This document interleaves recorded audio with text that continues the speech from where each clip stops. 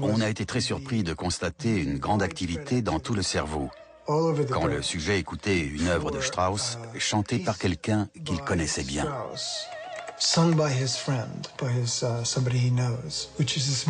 De son propre aveu, c'était un morceau qui avait une grande signification pour lui.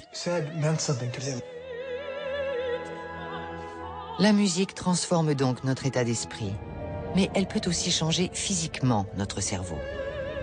Une des plus grandes découvertes de ces 5 ou 10 dernières années dans le domaine des neurosciences cognitives, et ça a une application en musique, est ce qu'on appelle la neuroplasticité. Le cerveau peut se transformer, et il est bien plus flexible et malléable que ce qu'on pensait.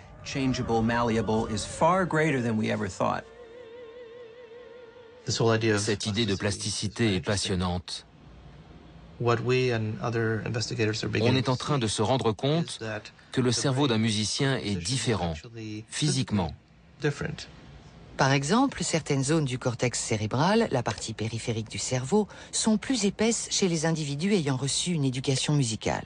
On peut voir que les zones qui présentent le plus grand changement se trouvent ici, dans l'aire auditive du cerveau, et ici, dans l'aire de la motricité, et ce, des deux côtés.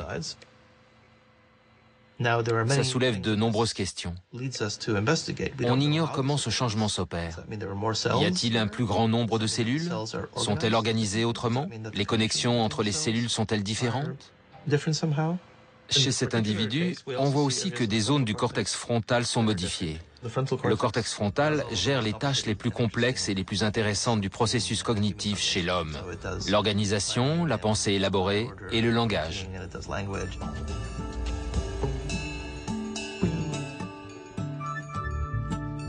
Le neurologue Gottfried Schlaug a découvert une autre zone du cerveau qui présente des différences chez les musiciens, le corps calleux, qui relie les deux parties de l'encéphale.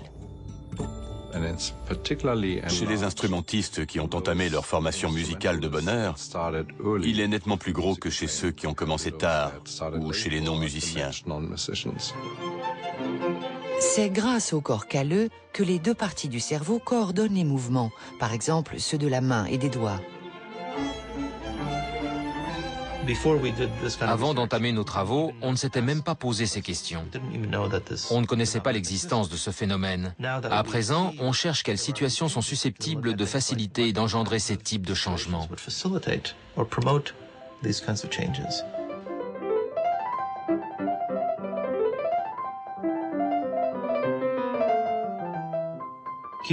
Toujours en ce qui concerne la plasticité, on sait que les individus qui ont une éducation musicale ont une meilleure audition. Si la musique transforme le cerveau, quelles sont les implications en matière d'éducation? Un bagage musical peut-il aider les enfants à progresser dans d'autres domaines? Ces travaux ont un aspect pratique. La musique peut-elle nous rendre plus intelligents? Des études très sérieuses semblent montrer que l'apprentissage d'un instrument, pas seulement l'écoute passive de la musique, à un jeune âge, entraîne de réels avantages cognitifs.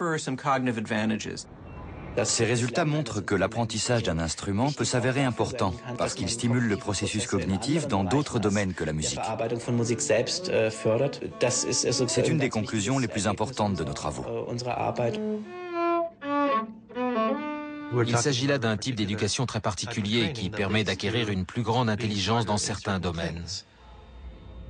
L'éducation musicale, entre autres, a des répercussions sur l'anatomie du cerveau. Mais il y a quelques années encore, personne ne s'en doutait. J'ai grandi dans une famille où la musique était la forme d'expression la plus naturelle, parce que mes deux parents étaient professeurs de piano.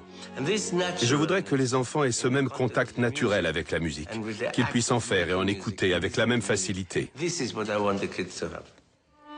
Daniel Barenboim a fondé des jardins d'enfants musicaux au Moyen-Orient et à Berlin.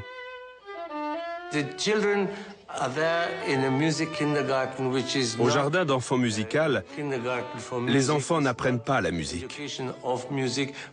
Ils apprennent par la musique. Ils découvrent les sons, toutes les histoires que la musique peut raconter.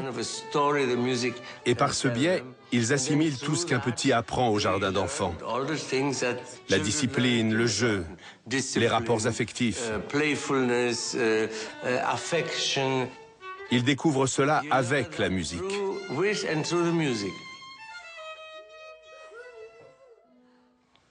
Dommage que je n'ai plus 3 ans.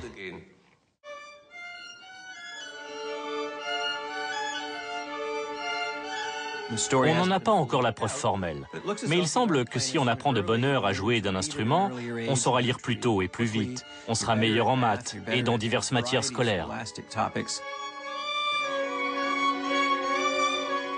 On ne sait pas exactement pourquoi, mais apparemment, apprendre un instrument développe les centres de l'attention dans le gyrus singulaire antérieur. Personne ne prétend que la musique est seule responsable, mais elle semble y contribuer. Grâce à tous ces travaux sur la musique, les neurosciences sont en train de faire un bond qu'on n'imagine même pas.